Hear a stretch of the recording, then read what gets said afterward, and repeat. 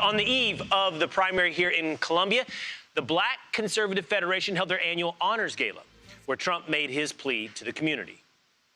If you want strong borders, safe neighborhoods, rising wages, good jobs, great education, and the return of the American dream, then congratulations, you are a Republican. It's pretty simple. Joe Biden and the radical left have abandoned everything Black Americans care about. They've really let you down. Look, we all understand it. They've thrown Black Americans overboard, and it's been not a pretty thing to watch. You take a look at some of these inner cities, but I and the Republican Party will fight for the Black community like you have never had anybody fight for you before. Fox and Friends co-host Lawrence Jones was there talking to attendees as well as the President of the United States, and he joins us now. What's up, man? Hey, good morning, family. So I've been talking about it for a while. You need someone to go into the community that's electric. You can't have the stale, typical Republican Party. Don't send Mitch McConnell. You can't send him. You're not going to win Black voters that way. There's this new wave of people, and they call themselves Trumpicans. You know, they're not typical Republicans, but they like his style, they like his tenor, they like the economy, and they like what he's going to do on the border. I had the opportunity to talk with some Black Republicans yesterday. They're going to vote for Donald Trump. This is what they have to say. Watch. Biggest event of the year. Looks like there is a massive support around Black voters going to Donald Trump. Why is that? The Black community wants a leader who has the energy to actually go to bat for the issues that they want to fight for. And we see that in Donald Trump. We don't necessarily see that from Joe Biden.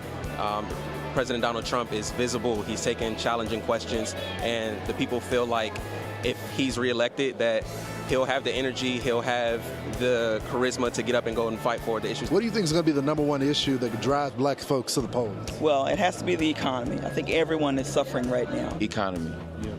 You can't fool what happens at the grocery store. We have a lot of people in the room today from Chicago. We have people from New York, and we also have people that are in Texas, from where you're from, that are tired of what we're seeing with the migrant issue. Joe Biden's policies are putting, illegal immigrants ahead of the urban voters, of the Black community here. So it looks like there's a shift amongst Black folks, and it looks like more and more are going for the Republican Party. Why now? I think the Biden administration has really, in the last 4 years, I was just having a conversation at the table, it's like the whole house is in shambles. I think most Black people are trying to look for something different, and a lot of us are waking up, especially Black men, and we're waking up to what the Democrat Party has been doing to us for so many years. You can see what Biden is doing right now, making promises, but in reality, nothing is changing. We've been hearing hope and change for a long time now, and there hasn't been a real hope and change at the ground level. President Trump is the only person that can get the job done. He's in the communities. He's actually putting forth an effort to capture the Black vote.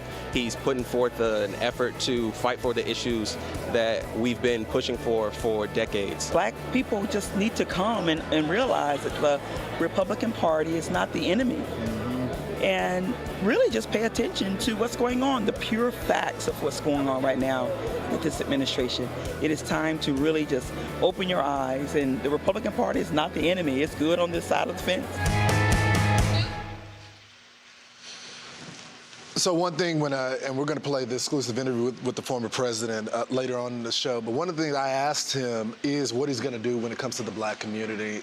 When you see what's happening, this pivot, are you going to go into these cities? And when you talk with him, he says, just watch me. We got some stuff cooking up. He's supposed to be having a rally in the Bronx. So, I don't think you've ever seen a Republican candidate that goes in the hood.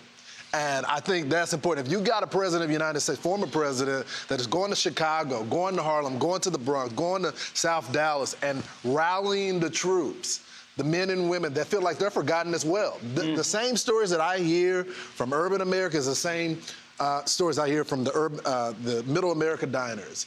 And if the president can paint that picture for them, I think we got a big Real quick, Lawrence, we hear about Black men. Yeah. Is your sense it is men, or is it men and women? I think it is mostly men. I think the Democratic Party has focused on the base when it comes to Black women are their base, and they're giving them everything that they want. But the Black men feel like the family is under threat. They don't like what's happening in crime, and the illegal immigration issue is going to blow this wide open. When you have kids that are being kicked out of their rec centers and in their schools, and they're saying that they don't have enough funding for that, and all of a sudden they find funding for the illegals, I think these brothers others are not liking that too much. Well, I would say that in 2016, during his first term, Donald Trump was pretty good to the black community. He came through with HBSC, the historically black colleges funding. He did, the wages for black Americans, the home ownership went up. And it seemed like Hispanics were the ones who made a difference, not enough apparently. But in 2020, you saw a real shift in Hispanics. Do you think that what is happening in terms of crime and, again, illegal immigration is really enough to have them turn their backs from the Democrat Party? Look, we didn't see that in large numbers in the last election. I'm never going to lie to the audience and say, hey, there's going to be this massive 40%, 50% difference. But I think, listen, this is a marathon.